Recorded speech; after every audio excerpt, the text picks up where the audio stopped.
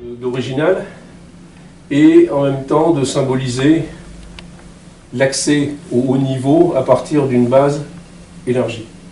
Et autre idée qui avait été développée par l'architecte, c'était de dire la pyramide c'est un symbole qui dure dans le temps.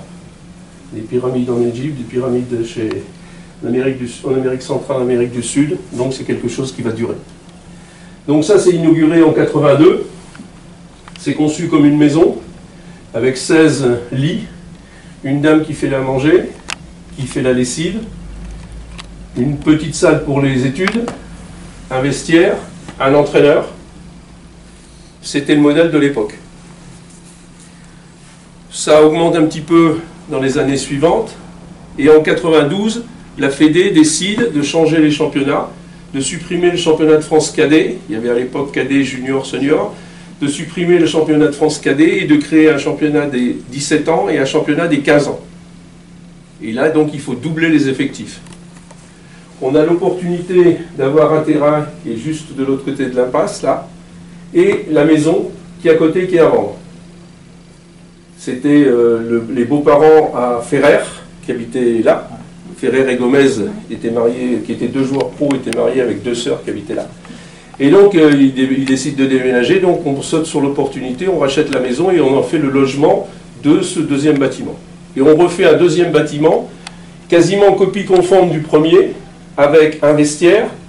Là, on met quelques salles de classe, et puis on fait la restauration beaucoup plus grande parce qu'elle était trop exiguë. Voilà. Ça, c'est en 92, en même temps que l'on construit la salle de foot qui est au bout des terrains. La salle de foot, c'est le transfert de Cantona qui a permis de faire la salle. Et puis, le temps passe, 82, 92, 2002, on aurait dû réinvestir, on ne l'a pas fait. Et 2012, là, 2011, 2012, il fallait absolument réinvestir. Et donc, on réfléchit à un projet, et ce projet aboutit à ce centre de formation en rénovant les 2 autres bâtiments et en spécialisant les bâtiments. On a changé complètement de philosophie. Autrefois, on disait c'est une maison dans laquelle les jeunes vont vivre. Maintenant, on est sorti de ce concept-là. C'est plus du tout le même concept. On a ici un bâtiment central qui regroupe des vestiaires et des vestiaires d'arbitres pour homologuer le terrain, qui est derrière, qui regroupe des vestiaires CFA 19 ans, 17 ans et 15 ans autour du pôle médical pour l'entraînement. On a des salles de classe, puisqu'on faisait, quand le projet est parti, on faisait la scolarité ici. Et on a une partie administrative et une partie accueil qui est ici, dans cet amphithéâtre, dans les salles de réunion que l'on a à côté. Le bâtiment qui est là-bas a été revu complètement et il n'y a plus que des chambres. Il y a une salle de jeu, une salle de télé, un hall d'accueil, mais il n'y a plus que des chambres de 1 ou 2 personnes. L'autre bâtiment, sa fonction a été revue également. On a triplé la surface des cuisines, doublé la surface de restauration. On a installé une laverie à demeure, chose qu'il n'y avait pas. On est obligé d'aller au stade pour laver. Et on a spécialisé le haut avec des chambres pour la préformation. C'est-à-dire les jeunes qui sont en 4e, en 3e et qui sont scolarisés au collège Paul Bert, juste à côté. Et ici, partie hébergement pour les 18 et 19 ans. On essaye de garder au maximum les jeunes ici, sous surveillance, alors qu'autrefois, quelquefois avant 18 ans, ils étaient déjà en appartement. Donc des difficultés à cadrer tout ça. Donc voilà la conception globale, l'évolution de 82 à 2015 sur l'idée de la formation à la JOCR. Des questions? Du coup, là, en scolarité, jusqu'à ces dernières années, c'était des profs qui venaient ici. Alors, maintenant, selon les tranches d'âge, ils se déplacent, c'est ça? Alors, jusqu'à l'an dernier, on avait l'école privée du Moulin de Preuilly, établissement privé hors contrat, qui permettait de scolariser tous les jeunes ici. On percevait la taxe d'apprentissage qui nous permettait de payer des professeurs vacataires. Je sais que les termes n'existent plus, mais des professeurs qui venaient des établissements publics ou privés, qui venaient faire 1, 2, 3 ou 4 heures, ou des retraités qui venaient faire 1, 2, 3, 4 heures. La loi du 6 mars ou 6 avril, je ne sais plus, 2014,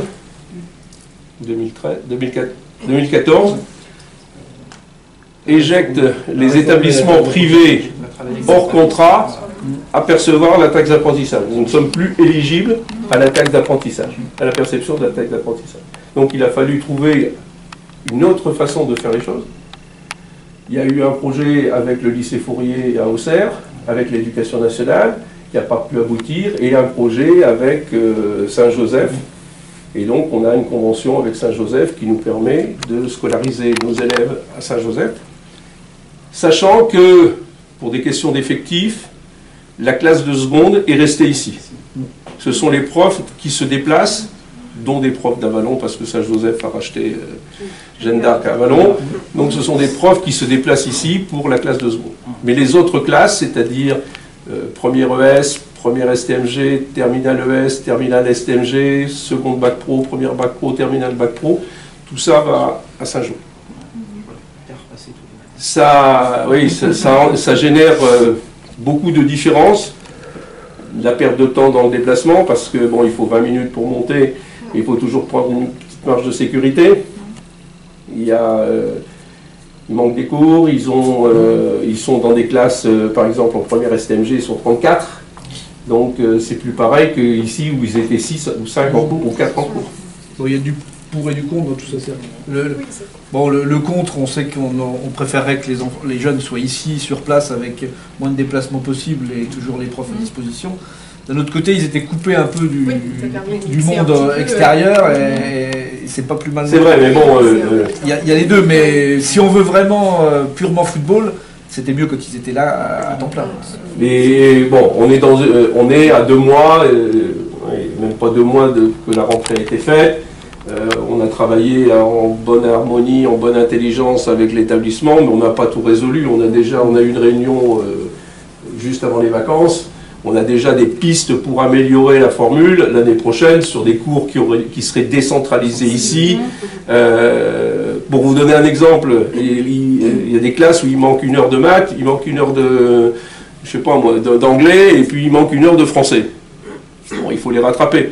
Alors il vaut mieux qu'il manque les 3 heures de maths et faire les 3 heures de maths ici, et que ça sera plus facile à rattraper. Donc on est dans cette optique-là pour l'année prochaine. Parce que nos jeunes s'entraînent 6 à 8 fois par semaine, plus les matchs.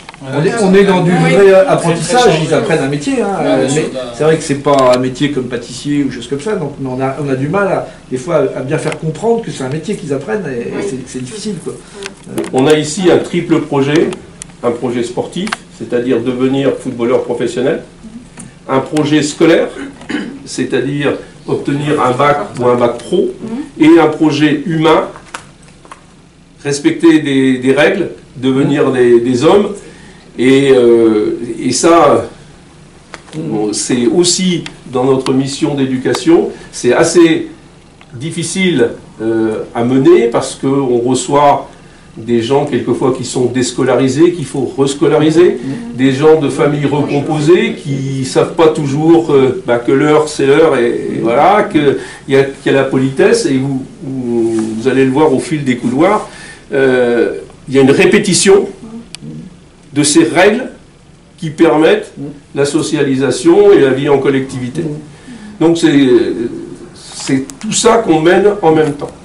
Parce que la majorité des jeunes sont quand même des jeunes de quartiers difficiles, tout moins le foot c'est populaire, donc on a les origines socio-économiques des parents. C'est comme dans les autres établissements scolaires. Cette année, on n'en a pas, mais on a eu des fils de médecins. Bientôt, on aura des fils de pharmaciennes. Donc,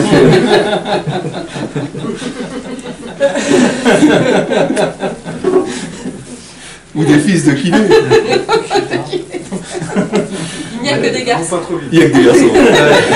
C'est un projet d'avoir des filles ou... Non, c'est Pour l'instant, nous sommes contre le football féminin. Tout contre. Attention service. Tout contre. merci. Comme disait Sacha Guitry, je suis contre les femmes. Tout contre. Voilà. Non, c'est deux mondes totalement différents et je pense que la Ligue du football professionnel va nous imposer une section féminine d'ici peu. Peut-être, mais dans une ville comme Auxerre, c'est difficile d'avoir une équipe féminine. Mais bon, il faut Il faut qu'il y ait aussi beaucoup de pratiques, c'est un peu comme la base de la pyramide. Ouais. S'il y a peu de joueuses, c'est Ouais. difficile d'avoir une équipe de haut niveau, et sur une ville comme Auxerre, ça paraît plus Et comme il y a beaucoup de clubs, de petits clubs environnants, il y a le Stade, il y a Moneto, il y a Poigny, il va falloir trouver quelque chose qui permette à la JA, si ça doit se faire, de le faire, mais sans tuer les autres. Voilà, si c'est pour aller piquer les 5 meilleurs d'Apoigny, les 5 meilleurs de Moneto et les 5 meilleurs du Stade, et pour faire une équipe, c'est pas le but du jeu. C'est pas le but du jeu. Donc il va falloir réfléchir à Le ça. football féminin devienne encore plus populaire en fait. Oui. On peut envisager un projet Ouais. de nature professionnelle. Voilà. Mais bon, il y a de très gros efforts qui sont faits par la Fédération française de football là-dessus. Depuis maintenant 10-12 ans, il y a à Clairefontaine une section, un pôle féminin. Il y a les clubs, les meilleurs clubs féminins qui se sont professionnalisés. Il y a aussi des pôles régionaux comme à Lyon qui sont destinés aux filles. Donc ça va s'étendre, ça va se généraliser. On a déjà une obligation, c'est dans les écoles de football, d'avoir un certain nombre de filles. Bon, donc je pense que ça va se généraliser. Il y a des pays où le football féminin est plus important que le football masculin. Hein. Les États-Unis, le Canada. Et le football féminin est l'avenir du football. Hein. Mais si, c'est vrai. On voit quand même. Une maman qui joue au foot, elle aura plutôt tendance à envoyer son fils au foot que de l'envoyer au rugby ou au basket. Hein. Donc ça doit être gagnant. Après, pour en revenir à nos jeunes, il faut bien comprendre que les parents nous les confient très jeunes. Il y en a qui arrivent 14-15 ans. Donc c'est vraiment très jeune. Et en totale immersion dans le centre de formation, parce qu'ils rentrent très rarement dans leur famille. C'est pas comme un internat, le week-end où il y a compétition, etc. Ils sont pas de la région forcément. Donc certains rentrent que 2 ou 3 fois dans leur famille par an. Donc on est à la place des parents, on se substitue aux parents. Donc on a vraiment le rôle éducatif scolaire qui est aussi important que le rôle sportif, parce qu'il n'y a pas que le foot, quoi. En moyenne, on en parlera plus tard, mais ils deviennent 2 sur 10 ou 3 sur 10 joueurs professionnels en moyenne en France. Alors nous on a un meilleur ratio, mais il y a quand même les 4 ou 5 autres qu'il faut accompagner. On a pendant 5-6 ans ces jeunes-là, il faut leur donner une formation humaine et scolaire pour qu'ils puissent réussir dans la vie autre chose. Donc il faut vraiment avoir ça en tête, quoi. D'où l'importance de la scolarité. D'où l'importance de la scolarité, c'est pour ça qu'on insiste. Tout est imbriqué. Scolarité, éducation et sportif, tout est imbriqué. Et il peut y avoir, pour des problèmes scolaires, des sanctions sportives. D'accord. Donc c'est le premier point qu'il faut avoir bien en tête. Et le deuxième point, c'est qu'on fait un sport collectif, mais pour le coup, c'est une démarche individuelle. C'est-à-dire qu'ils sont tous en concurrence les uns avec les autres. Donc c'est une grosse pression sur leurs épaules, parce qu'à la fois, ils doivent gagner collectivement le week-end leur match, mais leur carrière, elle joue individuellement, et ils savent que le copain est en concurrence finalement avec eux, parce qu'il y aura une sélection à la fin, les meilleurs pourront seulement passer, et d'autres seront sur le carreau. Donc humainement, à 14, 15, 16, 17 ans, d'avoir une pression comme ça assez forte, hein, parce qu'on est quand même derrière eux à la fois pour la scolarité et à la fois pour le sportif. Bon, ça fait qu'ils ont une adolescence quand même difficile, particulière, pas classique. C'est déjà un âge particulier. On se met par le même objectif et, pour réussir. Donc ils se préparent à réussir. Mais il faut aussi qu'ils se préparent à ne pas réussir. Et à réussir sur une autre voie. Donc ça c'est effectivement c'est un accompagnement qu'il y a à faire des éducateurs qui est très important. Parce qu'ils ont quand même une pression assez forte pour un jeune âge. Un âge aussi où on change beaucoup. Ils passent tous par des moments de blues. Il y a toujours des blessures, de déceptions. Il y a une pression familiale aussi chez certains enfants qui est très forte. Parce que elle présente, certains gamins représentent... Vous représentez la poule aux œufs d'or. Il faut que le gamin n'ait pas trop... C'est la réussite par procuration. C'est surtout la réussite financière. Oui. Quand c'est la réussite par procuration, le père n'a pas été joueur professionnel, il veut que son fils le devienne, ça se gère encore bien. Mais quand le gamin il est programmé pour faire vivre 15-20 personnes, ça c'est autre chose. Donc c'est plus difficile à faire comprendre. ils savent que chaque année ou tous les 2 ans, il y a une sélection qui se fait. C'est-à-dire qu'entre le moment où ils rentrent et où ils sortent du centre de formation, tous les 2 ans, il y a un tri qui est fait. Pour que vous compreniez bien les choses, nos zones de recrutement, c'est la région parisienne, le sud en particulier de la région parisienne, la Seine-et-Marne, la Bourgogne, d'une manière générale, Lyon en particulier. Je suis en train de faire une étude là, sur les 51 élèves qui sont scolarisés, il y en a 18 qui viennent de la région parisienne, il y en a 8 qui viennent de la Seine-et-Marne, il y en a beaucoup d'Auxerre, actuellement beaucoup d'Auxerre. Quand je dis Auxerre, ça peut être Orgy, Fabien Coul ou Cheval, ou des choses comme ça. De Sens, il y en a 2, de Joigny, il y en a 1. Et après, il y a des isolés. Il y a un mec de Marseille, un gamin de Lyon, un gamin de Brive-la-Gaillarde, et un d'à côté de Montargis, 2 dans l'Eure, et puis on en a 2 de la Réunion et un du Canada. D'accord. Il y a du Canada, mais les parents viennent à Tour de Rôle, ils habitent à Auxerre à Tour de Rôle. Donc, ils n'avaient pas un pied-à-terre avant Pardon? Ils n'avaient pas de pied-à-terre avant non. En France et non. Non. Ça, c'était quand même le changement ces dernières années. Le Oui. recrutement plus local. On a ressenti, les conditions économiques font qu'on ne peut plus aller partout. Voilà, c'est ce que je disais. Avant, on avait un maillage de scouts qui était très important et l'économie oblige jusqu'à zéro serré. Il y a l'économie, il y a la réussite aussi, on s'aperçoit quand même que les jeunes réussissent mieux quand ils sont quand même à distance de leurs parents, au moins les parents viennent les voir régulièrement. Et il y a des études de la DTN qui ont été faites, c'est idéal quand un jeune reste à 180 km de son domicile. Donc il y a ça, puis on a la chance d'être après d'un gros bassin démographique, la région parisienne, avec une bonne relation. Donc, voilà. Puis en Bourgogne aussi, il y a pas mal de joueurs, la frange de la région centre aussi qui nous porte.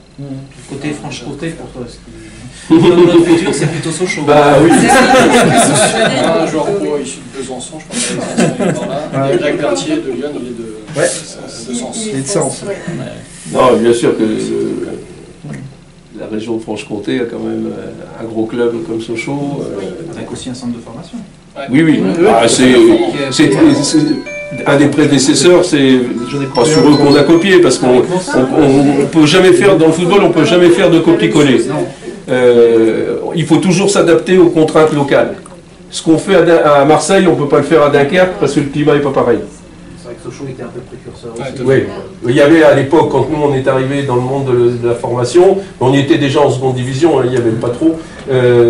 Quand on était au début de la formation, il y avait Lens, il y avait Sochaux, il y avait Saint-Étienne, mais Saint-Étienne avec un modèle particulier, et puis il y avait Nantes. Voilà. Et puis après, on a grandi en même temps que Toulouse, on a grandi en même temps que Lille, on a grandi, Lille qui a végété assez souvent. Bon, alors nos gamins, notre zone de recrutement, elles sont celles que je viens de vous dire, et on les repère généralement à 12-13 ans. À ce moment-là, ils ont 3 possibilités. Un, ils rentrent dans ce qu'on appelle un pôle espoir, et les pôles espoirs, il y en a 13 ou 14 en France. Il y a Clairefontaine, il y a Dijon, il y a Châteauroux, il y a dans l'Est, il y a Reims, après il y a Ploufragan dans l'Ouest, il y a à côté de Toulouse, il y a Aix-en-Provence, il y a Nantes et tout ça. Donc soit il rentre dans ce pôle espoir pour y passer 2 ans, 4e, 3e, soit il reste dans son club parce qu'on a un accord particulier avec ce club, soit qu'il vient ici en section sportive élite, 4e, 5e, au collège Paul Bert, et à ce moment-là, s'il est de l'extérieur, il est logé ici. Après cette 3e, ils intègrent le centre de formation, ceux qui sont ici, pas tous, ceux qui viennent des pôles espoirs obligatoirement, et quelques-uns qui sont repérés parce que la maturité plus tardive, et tout ça, qui sont repérés à ce moment-là et qui rentrent. Et donc on a une génération, on a 10-12 joueurs qui rentrent chaque année en centre de formation. Et qui les repère? Alors, il y a une cellule recrutement qui est dirigée par Vincent Cavin, qu'on verra tout à l'heure. Et puis on a des scouts. Des recruteurs. Ah oui, parce que ça pas la même conversation. On a des recruteurs sur la région parisienne, on a un recruteur encore sur le sud de la France. Mais ceux qui sont en région parisienne sont vraiment spécialisés sur tous les jeunes. On a un ici à Auxerre qui fait toute la Bourgogne. Et les autres font à la fois des jeunes et puis pour les professionnels, parce que notre objectif, c'est pas d'aller chercher un Marseillais c'est plus d'aller chercher un Marseillais à 14 ans, mais s'il y a des opérations là-bas, il va quand même les suivre de façon à être au courant de ce qui se fait, mais il travaille plus sur le domaine professionnel, c'est-à-dire sur le CFA, le national et la deuxième division. Donc ils font des rapports sur les joueurs après c'est centralisé, on a une base de données sur tous les joueurs. On va les voir plusieurs fois, et s'ils sont bons, on peut les faire venir à l'essai, ce qu'on appelle, c'est une semaine parmi les nôtres pour voir le niveau, ou alors en journée de détection. De temps en temps, les mercredis, pendant les vacances scolaires, on organise une journée de détection, il y a 50 gamins qui viennent et on retient les meilleurs. Pour vous donner un chiffre, l'année dernière, je crois qu'on a vu 35 000 joueurs. Le tout pour en prendre une dizaine. Bah, faut pas se tromper parce que après la formation ça coûte cher. Chaque année un jeune en formation coûte de l'argent, c'est des moyens médicaux, c'est des moyens scolaires, c'est des équipements, c'est des éducateurs. Donc chaque jeune comprend coûte cher, donc il faut être pas sûr, on n'est jamais sûr de l'évolution du joueur, mais être le plus certain possible sur ses qualités. Alors pas forcément à ce moment donné, mais voir l'évolution potentielle qu'il peut avoir, comment il peut se projeter par rapport à ses qualités. Donc c'est un vrai métier d'être recruteur. Pour ceux qui sont de la forêt franc-comtoise, il y a des gens là-bas qui sont capables, en regardant un angle, de dire ça fait combien de mètres cubes. À Saulieu, il y a des gens qui sont capables de dire sur une bête ça fera autant de kilos de viande. Bah, c'est un peu ça. C'est un peu ce métier de maquignon, d'imaginer, je le dis en rigolant, mais c'est un peu ça, d'imaginer qu'un gamin de 13 ans, ce qui va être quand il aura 19-20 ans pour passer au niveau professionnel. Donc ça, c'est... Alors il y a des gens qui sont de très bons entraîneurs, mais qui connaissent rien dans ce truc-là. Et des gens qui ont un très bon œil pour détecter, mais qui ne feront jamais de bons entraîneurs. Ceux qui savent faire avec la matière et ceux qui savent voir en perspective. Voilà. C'est des jobs quelquefois similaires, mais souvent assez différents. Il y a de la concurrence, qu'il y a 20 ans, Auxerre était un des rares clubs à faire de la formation. Vous voyez, tous les clubs pro en font. Donc il y a beaucoup de concurrence sur les mêmes meilleurs joueurs des départements. Et c'est pour ça que moi j'aime bien cet aspect-là, parce que l'idéologie du foot professionnel et du foot amateur, c'est très imbriqué, le foot amateur et le foot professionnel. Il ne faut pas les opposer. Les deux, l'un a besoin de l'autre et inversement. Et des fois, il y a des idéologies qui font le foot professionnel avec ses millions contre le foot amateur. Non, c'est pas contre. Et on voit que tout marche ensemble. C'est-à-dire que voilà, c'est très complémentaire. C'est souvent les clubs amateurs qui nous appellent pour nous dire tiens, ils sont jeunes, venez me voir, et ça les arrange. Parce qu'au bout d'un moment, ils sont à la limite de faire progresser ces jeunes-là. Donc plutôt que le garder dans leur club et faire régresser son billet, autant l'envoyer vers un club pro. Et après, même derrière, il y a un intérêt pour le club parce qu'ils disent regardez, j'ai mon meilleur jeune qui est à Auxerre. Donc ça fait parler dans le. C'est pour ça qu'il faut casser un peu cette barrière. Et financièrement, il y a un mécanisme aussi pour intéresser les clubs formateurs. Il y a beaucoup de joueurs qui retournent au monde amateur. Tous ceux qui ne réussissent pas. Pourquoi actuellement le niveau du foot amateur le 16 ou le 15 novembre, le 14 ou le 15 novembre, il va y avoir la Coupe de France. Il y a nombre. Que ce soit pas nous.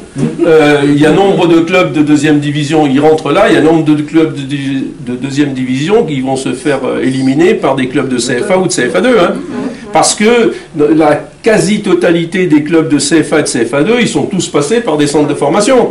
Et donc le niveau global du football français est monté ces 15 dernières années. On forme beaucoup aussi d'entraîneurs, donc ces entraîneurs vont descendre à ce niveau-là, ils vont amener de la rigueur, de la rigueur dans les entraînements, de la qualité dans les entraînements, de multiplier les entraînements, et ce qui fait que le niveau monte. Donc c'est... se resserre, c'est tout l'intérêt du nombre de monter ou de descendre d'une division à l'autre. Ouais. C'est un autre problème. Mais c'est vrai qu'on ne peut pas opposer le monde amateur, le monde professionnel. Nous, philosophiquement, ici, on a toujours été contre par exemple, il y a un serpent de mer qui ressort de temps à autre, c'est de faire un championnat des réserves professionnelles.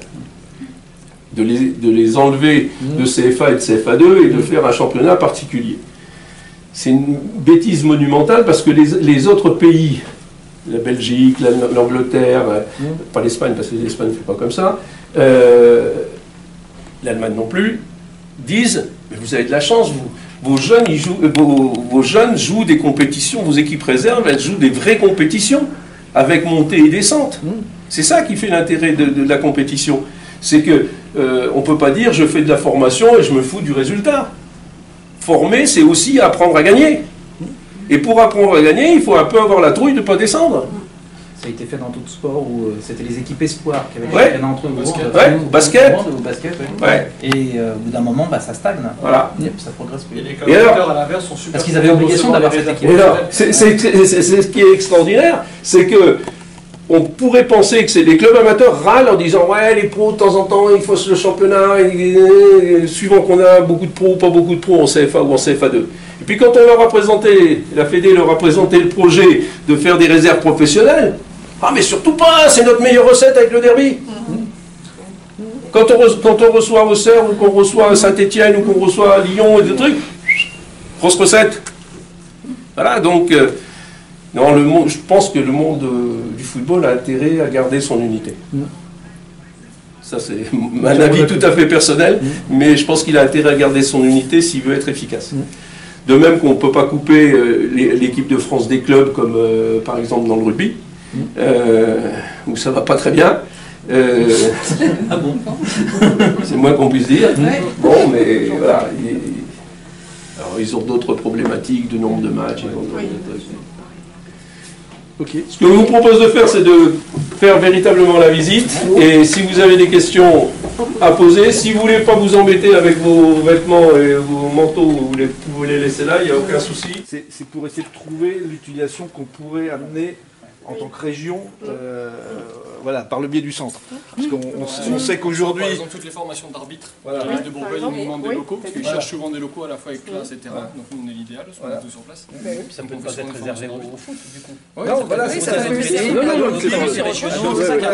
Mon idée, c'était ça. Le RCA, quand ils font son stage en début de saison, ils nous demandent pour manger à la cafétéria. Quand l'hiver, il y a des terrains praticables, ils nous demandent le gymnase. Voilà, il y a d'autres utilisations que le foot.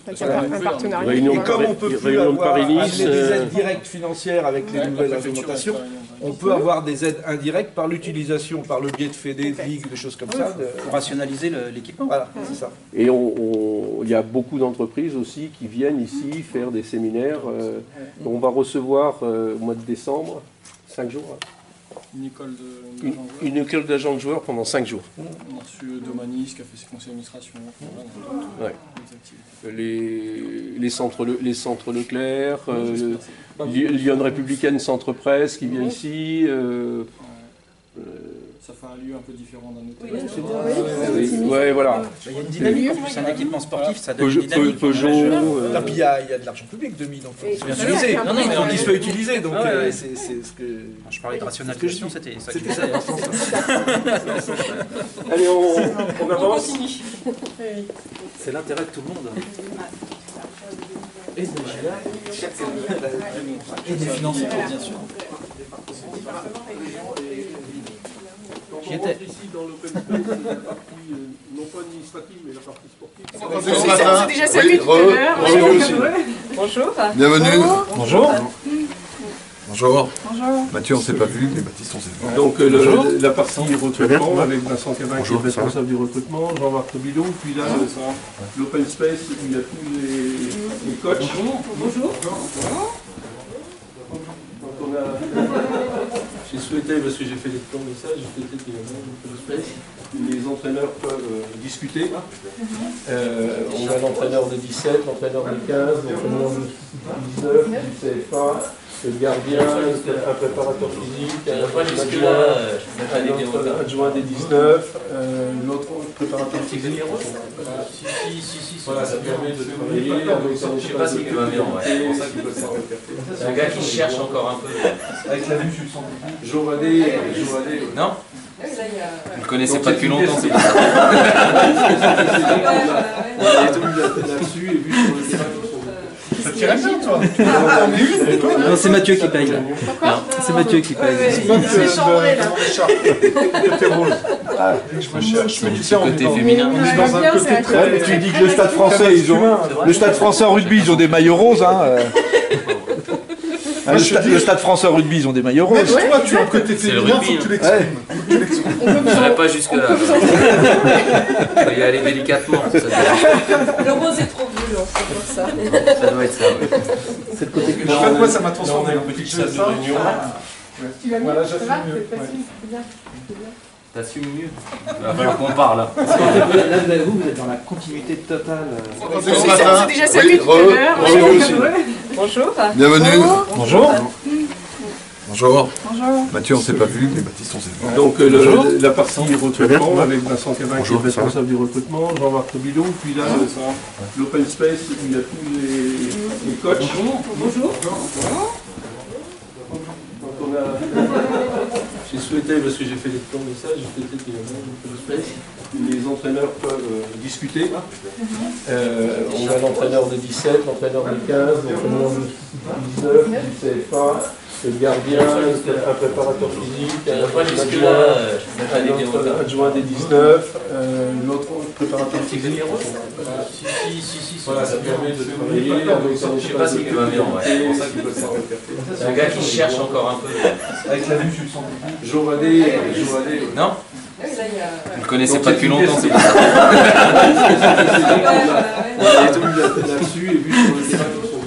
Ça tirait bien, toi. Non, c'est Mathieu qui paye là. C'est Mathieu qui paye. Il se fait chambrer là. Côté rose. Je me cherche, je me dis, tiens, on est Côté dans- féminin. on est dans un côté très... Tu dis que le stade français, le stade français en rugby, ils ont des maillots roses. Le stade français en rugby, ils ont des maillots Mais roses. toi, tu as un côté C'est le féminin, rugby, faut que tu hein. l'exprimes. Je n'irai pas jusque-là. Il faut y aller délicatement. Ça doit, Le rose est trop violent, c'est pour ça. ça doit être ça, ouais. C'est le côté En fait, moi, ça m'a Là, on transformé. a une petite salle de réunion. Voilà, j'assume mieux. T'assumes mieux. Il va falloir qu'on parle. Là, vous êtes dans la continuité totale. Non, ça c'est un terrain d'entraînement et de compétition. C'est un synthétique, ça. Ouais. Ouais, les Fred, vous voulez voir le C'est synthétique. des nouvelles générations, c'est ça? Ou Ouais. il y a encore plus... Il y a encore plus neuf. Ça ressemble à celui d'un ballon, non?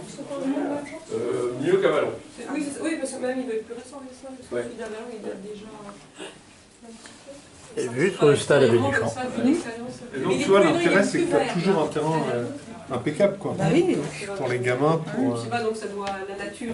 Et donc c'est des petites billes, c'est ça? Et on est colonisé par le stade de Mais tu Reims. joues avec des crampons comme Ouais. sur un Oui, terrain... c'est ça, on joue avec des crampons, les mêmes types de chaussures. Ouais. Que... Tu mets pas... Comme sur un terrain sec. Ouais, tu mets Comme sur un terrain sec. Tu mets pas des viciers, tu mets... Alors Allez, les vieux pros te disent comme ils sont pas habitués à jouer dessus, Que ça enfin, jouer avec des gamins, ouais, que ça leur donne des tendinites. des tendinites ou des choses comme ça, oui, c'était ce qu'on entendait. Je pense que c'est de moins en moins vrai parce qu'ils sont de plus en plus habitués à s'entraîner dessus. Oui, c'est ce que tu Et donc, disais, en fait. en s'entraînant, la nouvelle génération, ton geste finalement. sportif. Au revoir. Au revoir. Au revoir.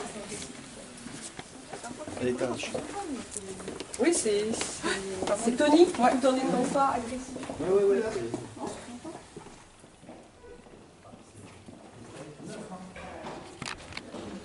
Donc on a, ça a été conçu, ça a été conçu à l'époque où tous les cours donc étaient ici. Donc on a des salles de classe, des grandes, parce qu'il y a des heures d'études où on regroupe, il y a des heures de devoirs surveillés où on regroupe.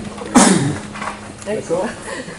C'est une friche C'est une friche éducationnelle éducationnelle. ou industrielle puisqu'il n'y a plus de cours. Ah non, puisqu'ils sont rattachés des établissements scolaires. Ils ont des ES et STMG. Il y a quand même eu des Sorti une belle brochette, là.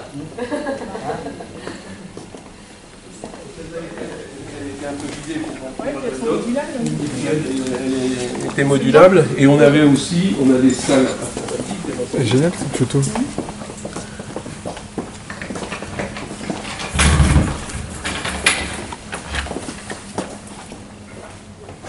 Et puis les toutes petites salles.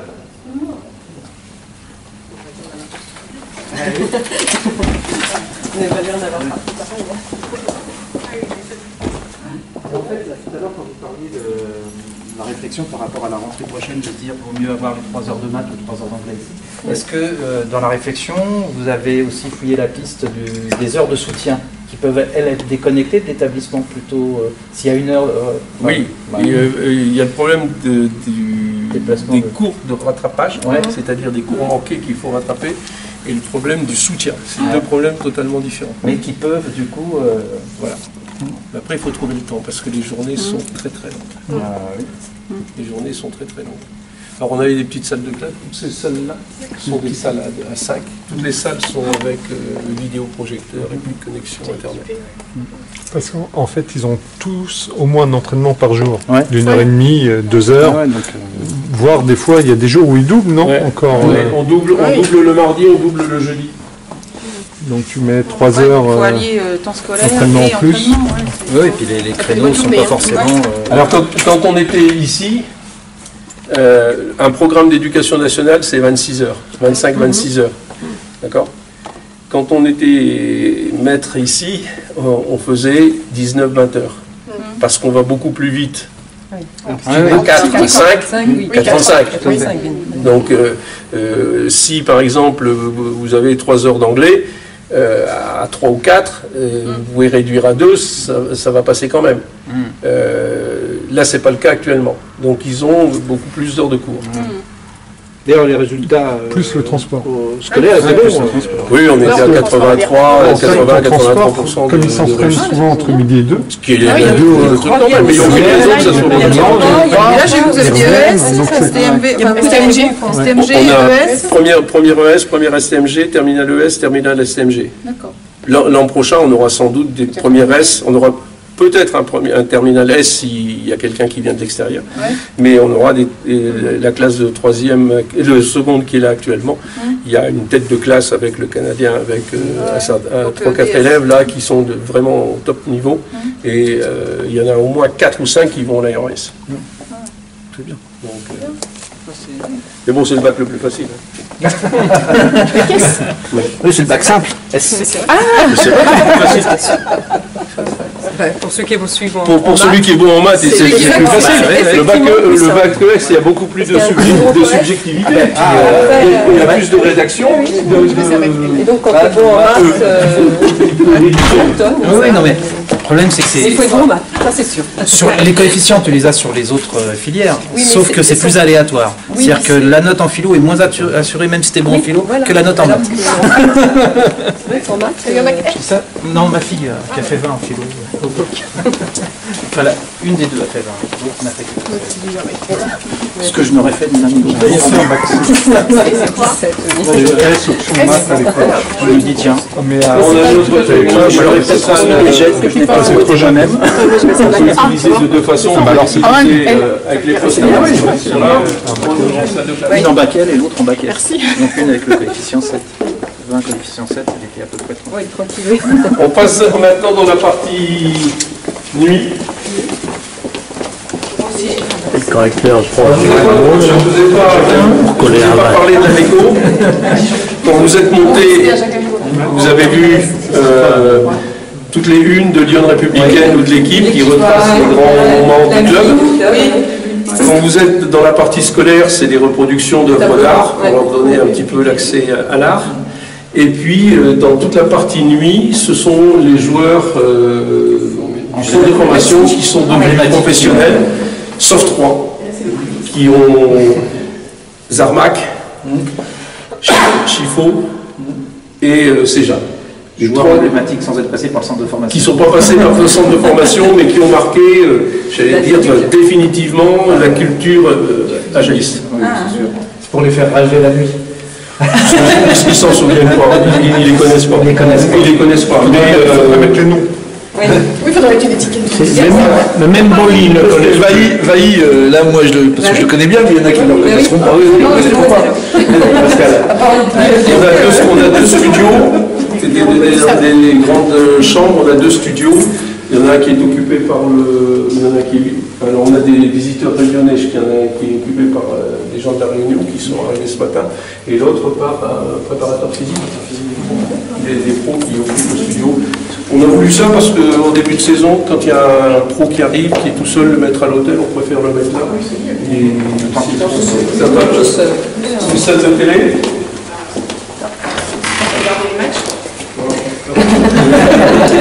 On va aller voir. Ça, c'est des cours, ça. C'est des cours, ça. Regardez Arte. Certainement. En fait, ce soir, il y a soirée de football, donc cours. Tous les jours, le football sur les chaînes. Et ça a l'avantage, j'ai pas fait le tour avant que vous passiez. Frédéric, j'ai pas vérifié que les chaises étaient bien placées. Le match ce soir. Vous regardez le match ce soir? Vous savez qu'il y a un match ce soir? Je regarde le match ce soir, pourquoi pas, effectivement, peut-être que la visite du centre de formation va me donner envie de regarder le match de foot. Et vous savez ce que vous allez regarder? Non, eh bien non. Je ne suis pas du tout. C'était la question piège. Real Madrid PSG sur une chaîne câblée que je n'ai pas.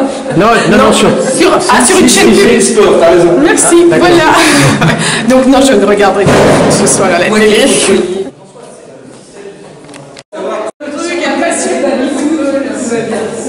Ne plaisantez pas, j'ai joué au football. Et ici, j'ai joué au foot. Et ici, on n'a que des chambres individuelles. Il n'y a que des chambres individuelles. Pourquoi? Parce que quand il y a une chambre de deux, elle est toujours sale, c'est jamais moi, c'est l'autre. Parce que les chambres individuelles, les chaussettes sales traînent quand même, mais on sait qui c'est. À la maison, c'est pareil. Et c'est ce que je dis, il y a peut-être pas que dans les centres de formation. Non, oui.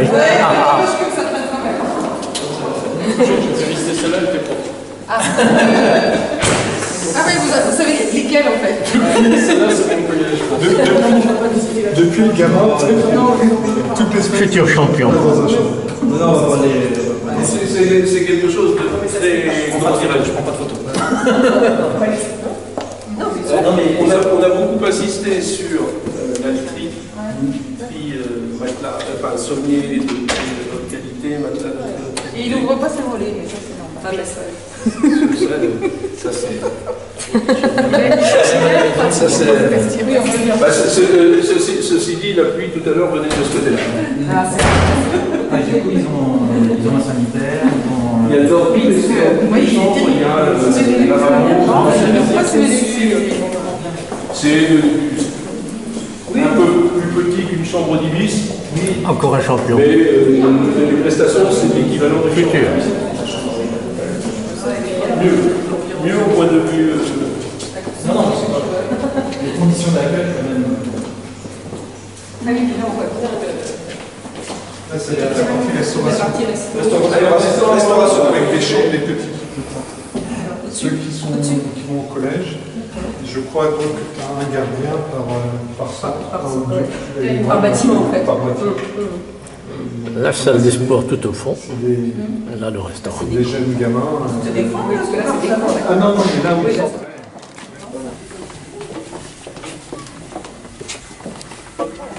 Ici, on est dans les vestiaires des U19. Ce sont des. Bon, ça sent un peu, hein, c'est normal, il y a beaucoup ce matin.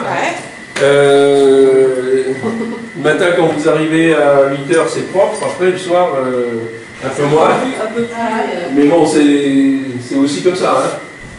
Quand vous arrivez dans une cuisine, et ça peut sentir l'oignon, ça peut sentir le fromage, s'il vous plaît.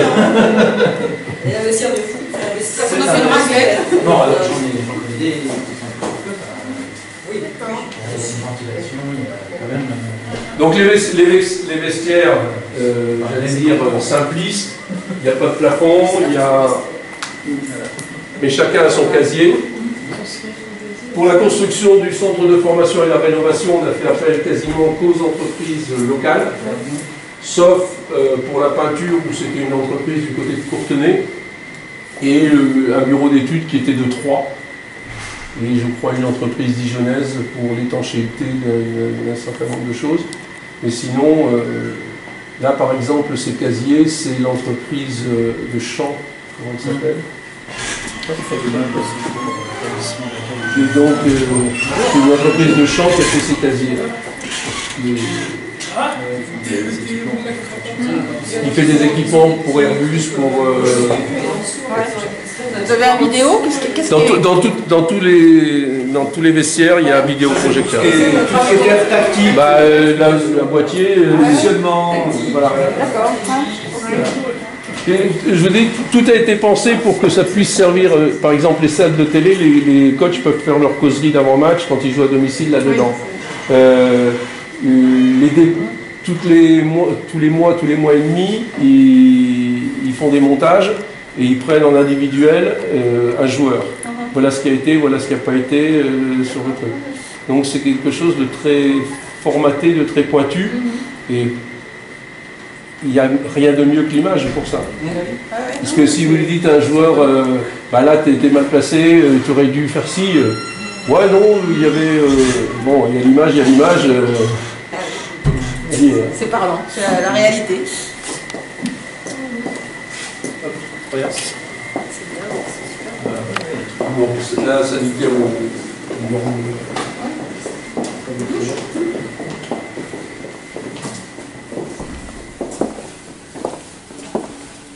On va passer dans la partie médicale. L'idée, c'était de regrouper autour de la partie médicale.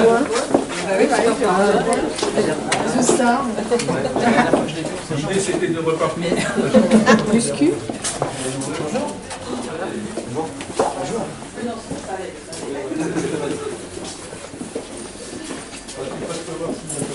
Coupon vaccin anti-grippe. Faut ramener les coupons. Hein.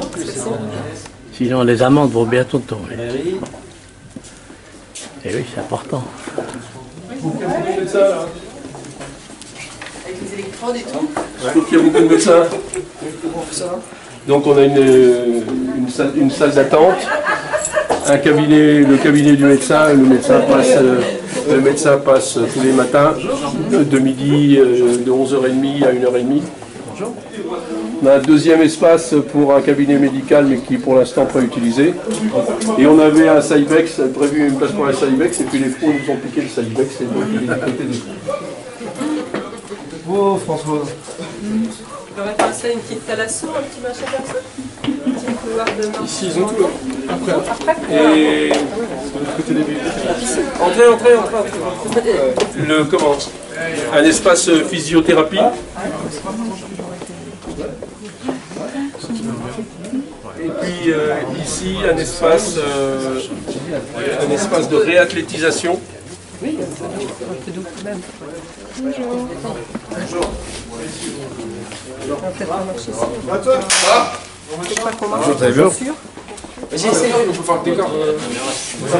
Ah bah justement, faut y aller. C'est même pas comme ça, c'est pas comme ça. Je peux pas faire. J'arrive pas. T'as dit que c'était un pied. Mais comme ça. Non.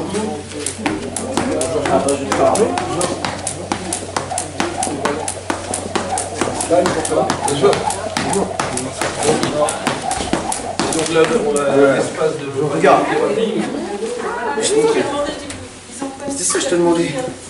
Là, on a une piscine.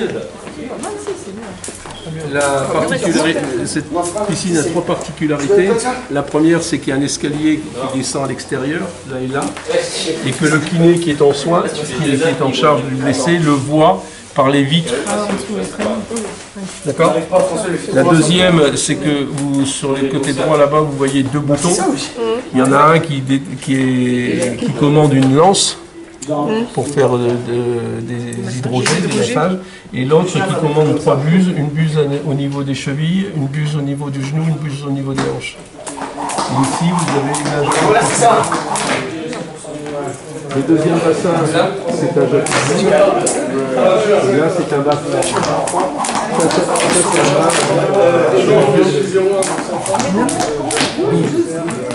Parce que le froid est vasoconstricteur et donc fait remonter le sang vers le cœur et après le cœur vers le poumon.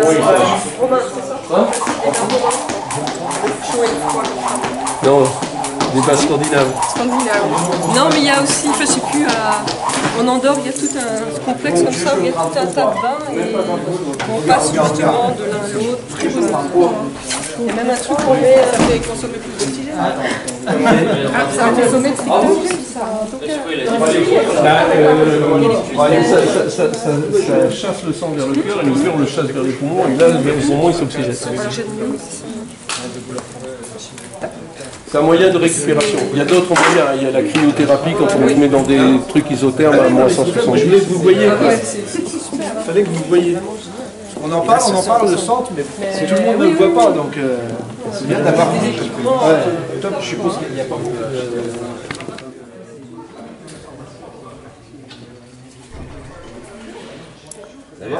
Et les camarades Jean-Louis Saunois, à côté de Jean-Claude Hamel.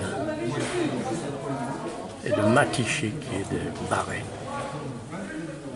Ça ne marchera jamais. Dans tous les stades de foot, vous avez des trottoirs comme ça pour les chaussures. Mais ils sont dehors. Et donc l'hiver, on ferme l'eau pour pas que ça gêne. Donc on s'en sert pas. Et donc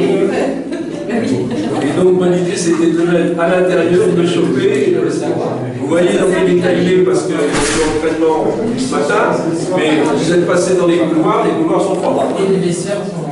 Je préfère que ça soit vraiment dégueulasse là, plutôt que le contraire. Sinon c'est une installation. Voilà. Ça va mieux, ça va pas mieux.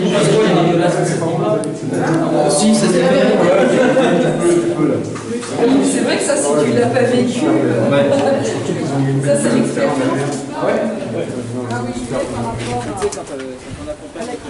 Mais c'est pas dans le mépris, ça. Obliger l'architecte à travailler avec l'utilisateur, toujours au cœur du projet. Et donc, on embête les communes, pour les crèches, pour les centres de loisirs. Il y a une vision aussi au-delà de ce qu'il est vécu. On l'installe dans la case. Derrière, il y a un rideau qui est baissé. La dame le lève quand il le faut, de façon à ce que personne puisse s'introduire là-bas. Les dirigeants et après ils remettent la dame remet le linge, tout le linge est étiqueté. Oui, c'est ça. Et puis on va jeter un œil toute la partie machinerie. Ah oui, parce que près de vrai, c'est ça.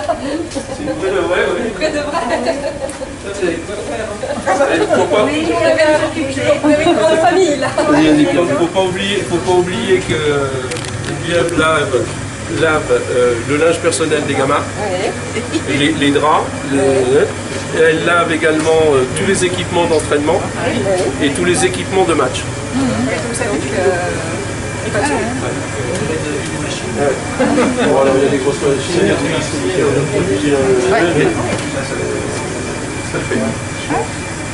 Et vous vous trompez jamais en plus. Vous remettez bien. J'essaye. Tous les cas. Ils sont marqués donc. Non, ça c'est des équipements d'entraînement. Ça c'est équipement de match. De match. Le CFA, ils ont perdu. On va regarder les maillots. Est-ce qu'ils sont sales? Non. S'ils sont blancs, oui. Quand ils reviennent. Je pense que Léo, il doit être assez... Bon courage. Merci. Le père, c'est plus sérieux. Cédric? Ah oui.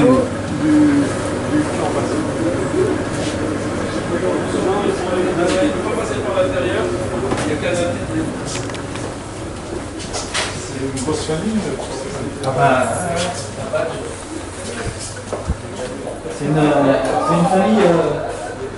C'est une famille historique de Toussy, hein, la famille Masson. On n'a pas touché. Pardon, excusez-moi. Les joueurs de CFA en noir et rose. Oui, c'est du rose. Ouais, et c'est le même rose en plus. Hein. C'est le même fuchsia. Noir et rose. C'est noir et rose. En plus, c'est pas rose, c'est fuchsia. Ah, oui, c'est un peu. Je l'aime bien sur le terrain, je l'aime bien aussi. C'est curieux, il y en a qui ne la portent pas. Hein. Il y en a qui ne la portent pas. C'est très curieux. Je l'ai oublié. Ah bon. Moi, je l'avais laissé dans la voiture. J'en suis désolée. Non, non. J'ai fait autre chose ce matin et je ne l'avais pas aimé. Bonjour. Bonjour. Ah oui. Ouais. Alors, bonjour, oui. Non, mais c'est une question que Alors après, dans les entraînements, il y a des choses variées qui se rapprochent des fois d'autres sports. Mais non, il faut... D'accord, oui, non,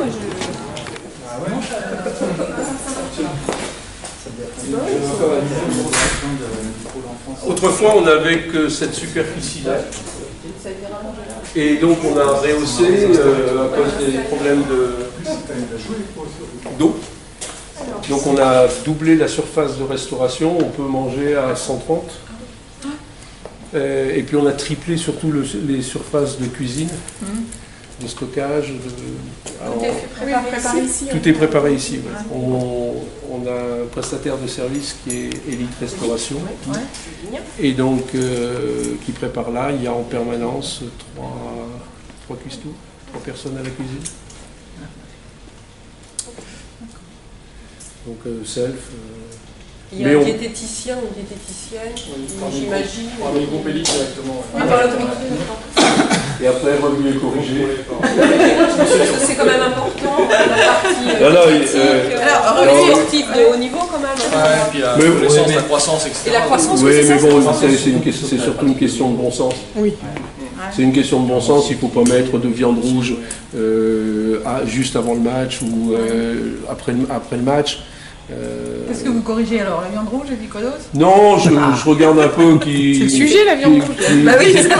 Qu'ils n'aient pas mis deux poissons coup sur coup ou pas de truffes, tu vois, juste avant. Oui, non, elles sont beaucoup trop chères cette année. C'est beaucoup trop cher pour un champion. C'est surtout sur la périodicité, donc ça revient. À partir du mois d'octobre, là, on a mis systématiquement, le 15 octobre, on a mis systématiquement de la soupe le soir, jusqu'à toute la période hivernale, que les salades de fruits soient bien des fruits frais, pas des boîtes.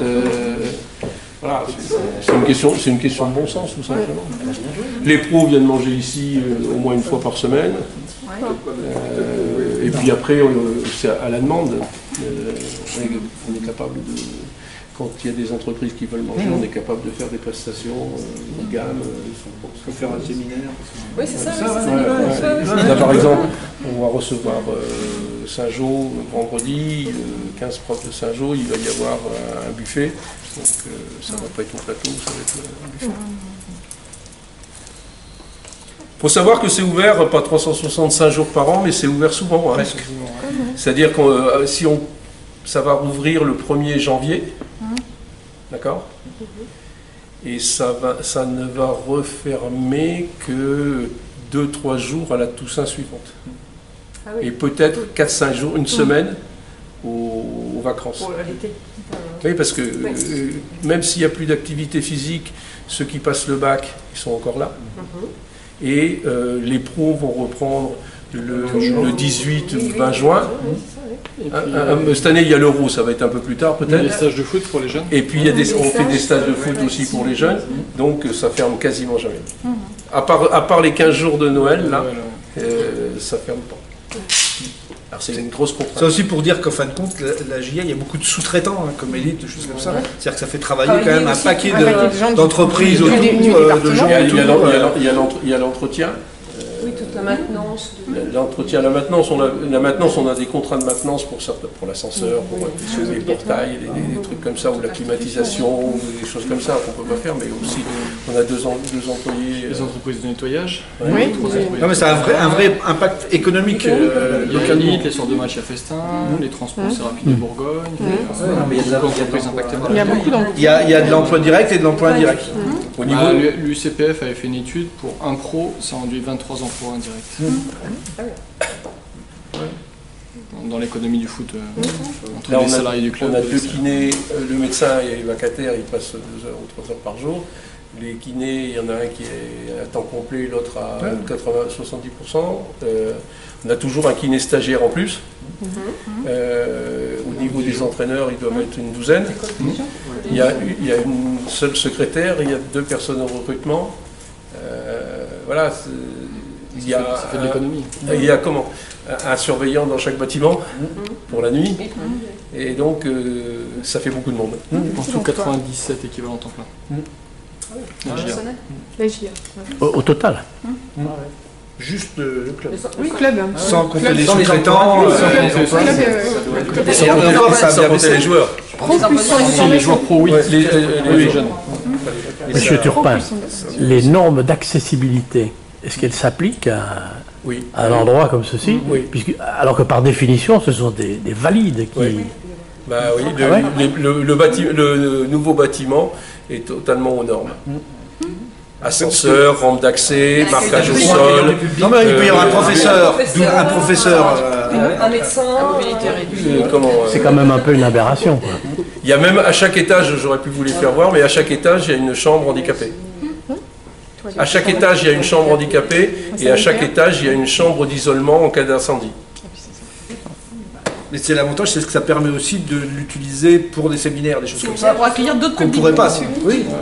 Si la définition du handicap, c'est ponctuel ou permanent. Oui, c'est ça. Donc de toute manière, Ça peut être un jeune handicapé. un jeune faiblesse peut être bloqué. On avait prévu qu'un jeune blessé à béquille, ils prennent l'ascenseur, mais ils ne prennent jamais. Donc, non, il commence par l'éducation. Il faut travailler le haut du corps. C'est les kinés qui les obligent. Pour faire travailler le haut du corps. Voilà. Super. C'est un bel outil. On rendrait mieux compte. C'est un bel outil.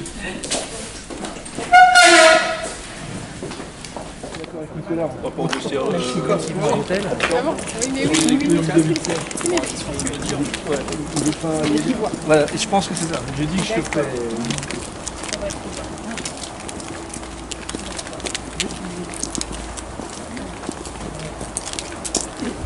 Alors il est où ce poteau EDF? Celui qui est là-bas.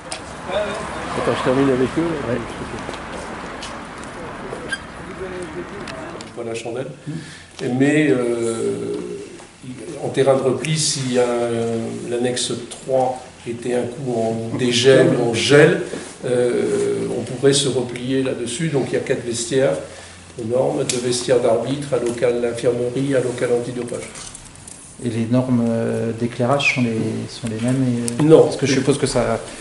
Non, il n'est pas homologué pour jouer au-dessus de la DH en nocturne. Ouais. Mais bon. Après, c'est un terrain qui est utilisé par le centre, qui est utilisé par le sport-études, qui est utilisé par les équipes de la GIA le soir, qui est utilisé une fois par semaine par le stade auxerrois. Voilà. Oui, après, ce serait du suréquipement pas nécessaire. Oui. Après, c'est comme l'histoire de Clos à la vue. On a regardé combien ça coûtait pour mettre des bâches et tout autour. Donc ça sert peut-être une fois. Si ça sert une fois tous les 3, 4, 5 ans, ça ne vaut pas le coup. Ouais, non, donc il faut être réaliste. Ouais. Là, il y a d'autres priorités. Il y a combien de licenciés avec les amateurs, tous les gamins à la GIA? Comme ça, avec nez, je dirais 230, 250. Hein 250 ça fait plus les pros. Ça fait un bout de temps que je n'ai pas regardé sur Foot Club, là, mais on était à 235 il y a un an, donc toujours un peu plus. C'est à peu près ça. Okay. Les normes d'éclairage limitées à l'ADH, pas au-dessus, c'est pour les besoins de retransmission télévisée, ça fait partie du cahier des charges? Non, il y a des différentes catégories d'éclairage. Pour la première division, c'est à tel niveau, pour la deuxième, c'est à tel niveau. Les joueurs, en DH, on voit moins bien qu'en Ligue 1. On a besoin de moins voir. On voit mieux. Ça permet les approximations. On a davantage de lumière. On voit mieux. C'est la même chose. On voit mieux. Non, c'est bien sûr, c'est pour des problèmes de télévision. Le nombre de luxe. En Champions League, on exige un éclairage qui est supérieur à celui de la L1. Donc, c'est toujours pour des problèmes de confort du spectateur, plus peut-être que du confort des joueurs. Donc, pour un problème de visibilité du spectateur et du téléspectateur. Donc, voilà. Ok. Voilà, super. Si vous avez des questions, je pense que c'était intéressant. Baptiste également y répondre. Mais ça donne des perspectives effectivement de réflexion. Ça permet de voir surtout que ça draine énormément de monde. Voilà, et que ça fait aussi du coup la fierté de notre département et de notre région, que ça fait travailler beaucoup d'entreprises. C'est une vraie entreprise, commerciale et voilà, donc on va régulièrement. La difficulté, c'est qu'on travaille sur l'humain. Ouais. Voilà, c'est ça. Comme dans, comme dans toute entreprise avec des, avec des jeunes. Il n'y en a pas beaucoup. Ah, il y a des hôpitaux. Ah oui. Ils travaillent plus sur la vie que sur l'humain. Sur Auxerre, c'est un des plus gros employeurs, après l'hôpital, après la préfecture. Et le conseil départemental, oui, c'est un des 10 premiers. Oh, même avant ça. Contributeur en taxes et impôts. Je sais ça. C'est ça. J'étais dans les 5 premiers. C'est pour ça que j'ai retenu le 10. Mais en termes d'employeurs sur Auxerre, oui, il y a l'hôpital, la préfecture, le conseil départemental, et la mairie. Dans les 5. Et puis on peut dire que du coup l'argent public a été bien utilisé. Parce que du coup, pour ça rappeler, il faut aussi pouvoir le dire, rappeler quand même que tout... Enfin voilà, la région, parce qu'aujourd'hui on est là pour ça. Il y a eu tellement de choses négatives qui ont été dites, à un moment donné, je crois qu'il faut revenir voir ce qui s'est fait, et il faut essayer d'avoir des perspectives sur ce qui peut être fait encore, et comment l'a utilisé, puisqu'il y a quand même de l'argent public, et bon, la GIA a toujours dit, le président l'avait dit il y a quelque temps, qu'il était toujours ouvert à des partenariats, Baptiste, si je peux donc voilà. Donc, non, mais c'est important. À nous de porter la parole et de réfléchir à ça. Oui, puis les gens peuvent avoir tendance à penser que l'outil il est fermé, il n'est pas accessible. Mais non, c'est ça. Et donc la rationalisation de l'équipement et de l'argent public, la GIA a été longtemps en vase clos, très longtemps en vase clos, avec une tradition fermée, voilà, secret. Et depuis quelques années, elle s'est quand même beaucoup plus ouverte. On a fait une journée porte ouverte qui a eu un franc succès, et on va la refaire l'an prochain, en 2016. Parce que les gens, alors après c'est difficile parce qu'il faut des explications. C'est pas comme quand vous allez, je sais pas, à l'Élysée, vous passez, vous regardez, et c'est marqué.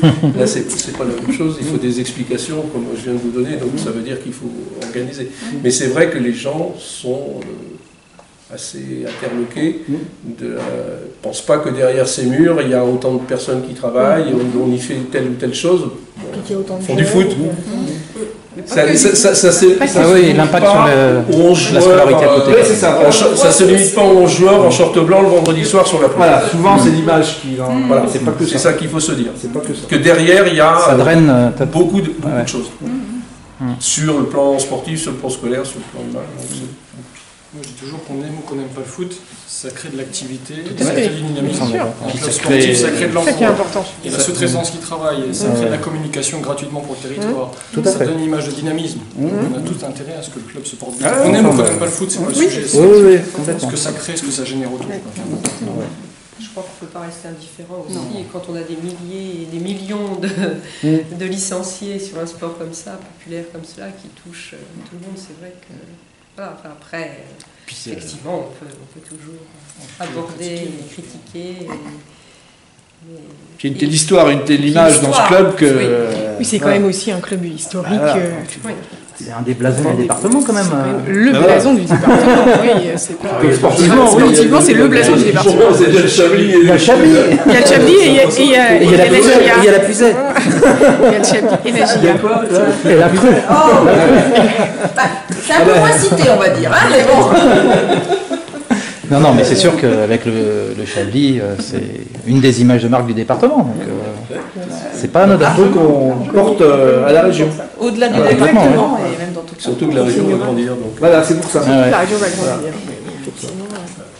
Et l'histoire de foot, quand même, avec la région. Oui, même en Bourgogne-Franche-Comté. Ah bah il y aura 3 clubs phares. 3 clubs phares. Il y a Dijon. Ouais, mais il n'y en a plus en Ligue 1, donc. Oui, c'est des perspectives. Usagers sont là. Et il ne faut pas oublier Bourg-en-Bresse. Non, c'est pas tout à fait non, c'est pas la région. C'est pas la région, oui. Tu couperas au montage. Non, mais ils ont joué à Guignon, ils sont un peu bourgeois. C'est du territoire, mais il y a un moment où il va falloir s'arrêter quand même. Savez-vous qu'il y a déjà eu une ligue du football Bourgogne-Franche-Comté et que le siège était à Auxerre. Au tout début, le siège était à Auxerre. Alors je ne dis pas les gens de Belfort là-bas pour venir ici en commission de discipline C'était quand ça? Allez, ton groupe ce jour-là. dans les années au sortir de la guerre. Maintenant, vu où elle est située, c'est pas plus pratique. Pardon? Vu où elle est située maintenant, c'est pas plus pratique. Vu où elle est située, donc c'est pas plus pratique. Elle est au Creusot. C'est Creusot. La Ligue de Bourgogne de foot. Elle est à Montchalin, exactement. À Montchalin, oui. Donc ceux qui sont Sochaux, etc., je sais pas où elle sera. Ils vont la remettre à Dijon, peut-être. Oui, ouais, ça va bouger. Ça va Dijon, ils vont fait des centres. Ils vont bouger. Non, pour l'instant, ils sont toujours à Montchalin, la Ligue de Bourgogne. Je sais pas, ils vont mettre Bourgogne-Franche-Comté. Parce qu'ils sont obligés avant 2017, je crois. Oui, de fusionner les ligues. Pour fusionner. Mais avec les francs-comtois sont difficiles à bouger. Non, c'est ça. Bon, pour l'instant, Non, on je n'a pense pas pas. vu de... Bah, au point de vue football, hein. Ah, oui. Au point de vue football, hein. Moi, j'ai eu l'occasion de discuter, parce qu'on a un championnat commun en 15 ans entre la Bourgogne et la Franche-Comté. Et ne serait-ce que sur un championnat, on voit les difficultés. Ah oui, ne serait-ce que sur un championnat, c'est affolant. C'est les clubs qui financent, qui mettent, par exemple, un club de première division met 12 000 sur la table, un club de deuxième division met 9 000 sur la table. Et comme les 3 clubs bourguignons sont en deuxième division, eh ben, il y a 9 000 de moins dans la caisse. Et donc il y avait un déficit cette année de 6 500 ou 7 000 euros. La Ligue de Bourgogne a dit, bon, bah, on va mettre 3 500 et vous mettez 3 500. Bah, les francs-comtois n'ont pas voulu mettre les 3 500 de déficit. Ils sont près de leur sous. Voilà, et donc... Franc-comtois, Antoine, ennemi ma foi. Oui.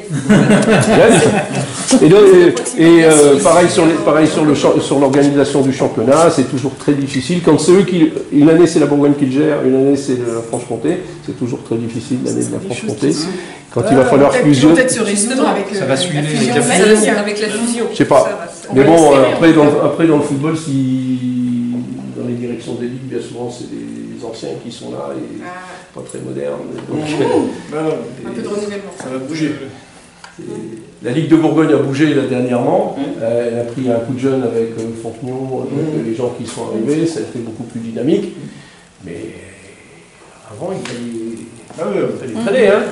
Donc, est-ce que c'est le cas de la Ligue? Il fallait pas faire les réunions à l'étage. Non, non. D'où l'accessibilité.